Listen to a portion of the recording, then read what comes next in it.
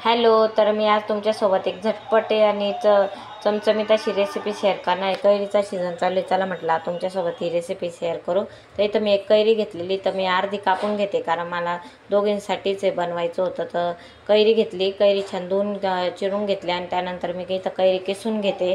कैरी चांगली आपल्याला बारीक किसून घ्यायची आणि तर मी आज मसाले भात पण करणार, त्याची पण रेसिपी मी नक्की शेअर करेल।